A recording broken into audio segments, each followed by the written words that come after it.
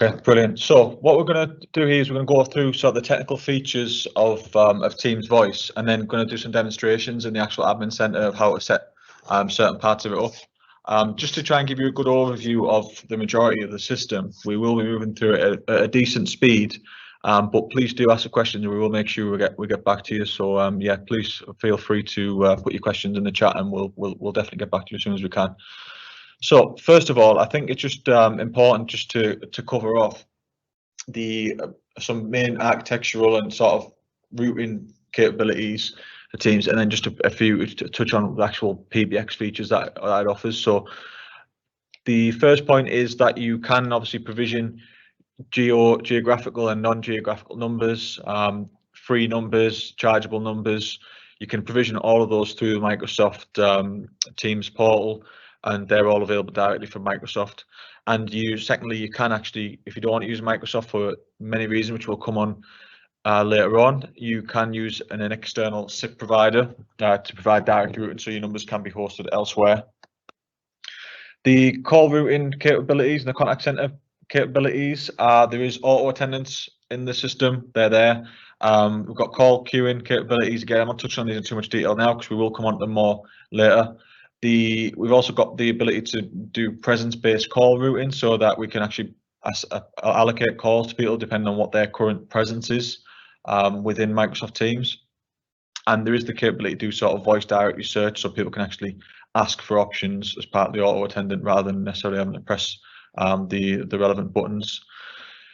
So that's the sort of the main function, which we'll come into later on. But the PBX features is probably one of the most common sort of questions that we get when we're working with customers is, which of the features on my current system will I be able to get within Microsoft Teams? And that list there just gives you a bit of an idea, and obviously you will be able to access these slides after the webinar. But there's a couple there which we do get asked about quite a lot, quite early on. So we can have compatible traditional handsets, because sometimes the user adoption challenges, some users still want handsets. You can do sort of call forwarding. Call pickup is a particular one that people ask about a lot. It seems like a small feature, but it's a very common one, for the ability for people to be sort of part of a call pickup group, pick up each other's calls.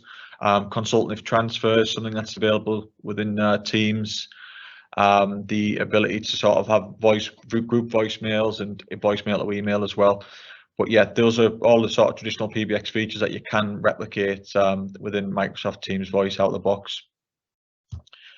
So what we're going to go into now is there's one major architectural decision that you need to make at the beginning of your deployment with Teams, and that is basically whether you want to use direct routing for your call and your number delivery, or whether you want to use Microsoft's calling plans. And we're just going to talk a little bit about the sort of topology differences between the two, and then also about the advantages and disadvantages to both methods.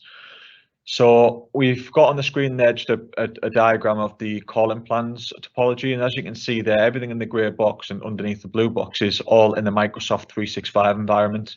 So literally, it's just demonstrating that your numbers are hosted in the Microsoft environment, your auto attendance and all your PBX features are, and obviously all the users are. And basically, the only thing that you're going outside of the Microsoft data center or the Microsoft product or platform for is to make calls to the public telephony network.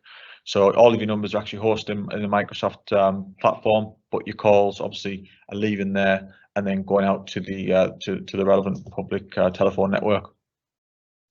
So that was calling plans, and the second option that you'll have is direct routing. And direct routing, basically, as you can see there, is some components have actually been moved outside of the Microsoft platform. And what stays there is obviously the users, because they're Office 365 users, and also the PBX features and configuration for the auto attendance and call queues is all done within the Microsoft 365 platform. What's done outside of there is basically your numbers. Your numbers are actually provisioned and hosted with your SIP provider, such as a common one in the UK obviously is Gamma, but there's many others. But that's what the main difference is that all of your numbers are hosted with your external SIP provider.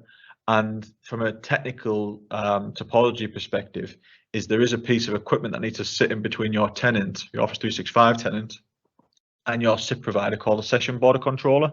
and that can be, it's described on the diagram there as an on-premises device, but it basically means it needs to be self-hosted either on premises or it can be hosted in Microsoft Azure.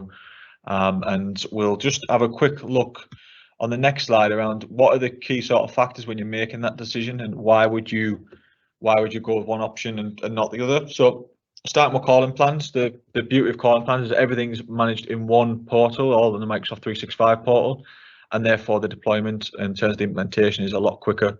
You know, the ability to assign calling plans and numbers within the Microsoft portal is just as easy as pretty much assigning licenses to users. So it's a very quick deployment. You can get yourself to be live with the system a lot quicker. Billing again is managed. Billing is very straightforward. If you've got a process to manage your billing already for Office 365 with your administrative teams, then this just falls, the calling plan just slots straight into that. It's basically another license. That's the way it's added, and that's the way it comes out on the bill. It's just another license basically.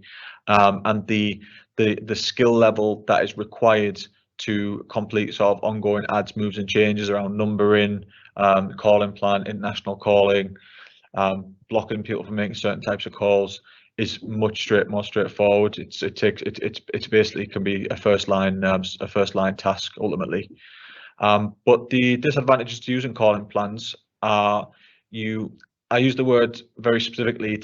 You've got limited number availability internationally, and that it means limited in the real sort of meaning of the word is that there is actually really good coverage, but it is limited. You can't obviously go and pick any SIP provider in the world and use them. You are using Microsoft, and they'll provide you with a certain amount of numbers across the globe.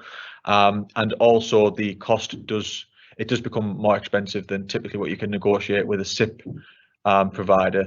But usually only once you start getting it to sort of definitely 500 users and above, possibly slightly lower than that. But yeah, definitely once you get to that point, you are going to start, the cost is definitely going to be a lot higher with calling plans versus direct routing, just because of what you can negotiate with a SIP carrier directly. But yeah, the advantages to using direct routing again is the pricing.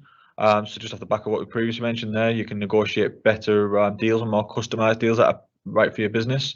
And also it's actually more suitable for enterprises just due to the number availability and the fact that you can actually have multiple SIP providers globally. So you might be able to get the best sort of tariffs and the best number availability in different sort of regions globally, depending on by being able to use multiple SIP providers. The reason why you wouldn't want to use it is the upfront cost. So there's an upfront cost in the SBC appliance that we looked at in the previous slide. There's obviously a setup cost for that. The cost to actually run it if you run it in the cloud, which you probably would want to just for a redundancy perspective, but it's not necessary. It does bring an additional point of failure and complexity to your topology, and it definitely increases the management overhead in terms of actually getting started and getting the solution deployed. But also adding numbers is no longer simply a first line support task, and the add, moves and changes does become it ultimately requires a higher management overheads and a higher skill level to perform those activities. So that's sort of the main architectural decision you must make at the beginning of your deployment. Then I've just put on here, there's some decisions you need to make around licensing, and we've sort of just created, it's just a 3-step process to really, it's quite straightforward, but ultimately all your users basically have to have a phone system license. So that's the first step. And that might be by using an E5 license where it's already included, or buying it separately as an individual license. But basically the criteria for that is any user that is either receiving, even if they're only receiving calls, or making calls to the public telephone network, which is anything outside of Teams to Teams calling, will need a phone system license to be able to do that. So once your user's actually got a phone system license, they can then license to use the PBX capabilities, they can receive calls. But if your user wants to be able to make calls, you obviously need a way of actually paying for those calls. And that's sort of that's where we come around to using either basically assign a calling plan, so you can give your user some minutes to actually make calls, outbound calls. So the choice you've got there is you can either give them a domestic calling plan, which allows them to make domestic calls, or international, just self-explanatory. You get a certain amount of minutes assigned with those, and you assign them to your users. The second option you've got is you can actually use communications credits, which are basically, it's a case of adding a monetary amount, so it might be a couple of £100 to your tenant at a time, and that just sits there in your tenant. And if you assign those communication credits to your users, they can start eating into those credits and using them. But one of the most common ways that it's done, which is the sort of third option, is it's a combination of a domestic calling plan. We've seen with a lot of customers where they've got people who predominantly make domestic calls. They assign those users a domestic calling plan, but also those users do sometimes make like premium rate number calls and international calls, but not enough to justify an international calling plan. So they'll give them a domestic calling plan and then also assign them the ability to use communication credits just on the ad hoc basis that they need to. And your fourth option is you basically negotiate your outbound calling minutes with your external SIP provider, and those deals will always the combination, the way those deals are structured will always vary depending on who you actually use for that.